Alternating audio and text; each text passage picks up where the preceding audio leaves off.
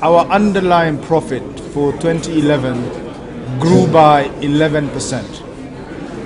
What I mean by that is in 2010, we had some one-off gains from the sale of our custody business. And if you adjust for that one-off gain, our profits have increased year on year by 11%. The increase is basically a significant reduction in the level of impairment that we had, probably by about just over 400.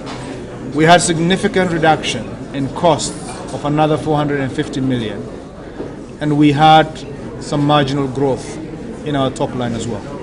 One of the things that we have been very cautious about is to take a long-term view that interest rates were never going to be staying as low as they have been in the last few years.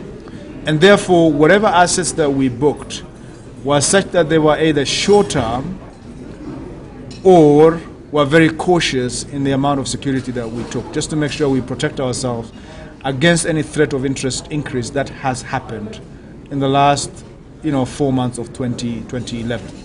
Our wholesale deposits. These are deposits that are big and chunky. So somebody has 100 million and they say they want 25% deposit rate. To those people we say no thank you. Why? Because you raise deposit at that kind of cost, who are you going to lend that money to? And if you lend that money, you've got to make a turn on some of those deposits that you raise. So can you lend to somebody at 30%? No, we don't lend to somebody at 30%. We lend way below that. And therefore you turn away those kind of deposits. We have in the last 10 years, I would say, enjoyed very low level of interest rates in this country, where people were borrowing a treasury bill plus 2%, 3%. Corporates borrowing as low as 5-7% on Kenya shilling loans. Those corporates are today borrowing at 20% plus today. But you need to ask yourself, but why is that so? When our economy is hit by high inflationary pressures, as we have seen, you start getting impacts of currency devaluations, which has also been a very, very big concern. You ask yourself, what do you need to fix? And in our view, inflation is a virus that must be killed very quickly. And the one tool that can help deal with inflation is interest rates. So the current interest rates environment that we are experiencing is intended to reduce the level of credit in the economy. There are positive signs of inflation coming down, and you should expect over time some of those policy rates to continue to come down. And I think that is the way to actually try and deal with some of the high inflation, interest rate environment that we have today. Now, alternatively, people can continue to lend at those high rates.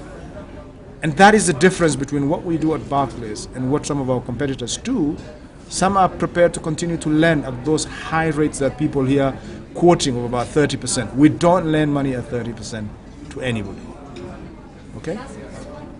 Space has had a very, very good story in the last 4 years.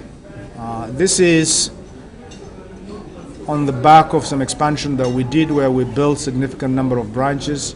That of course comes with associated increase in cost. Now, as we rationalize, as those branches mature, we are beginning to see the benefit of those investments today. When liquidity is tight, some of the banks are paying excessively for deposits. We are enjoying the benefits of mobilizing current accounts through some programs and benefits that we give to our customers.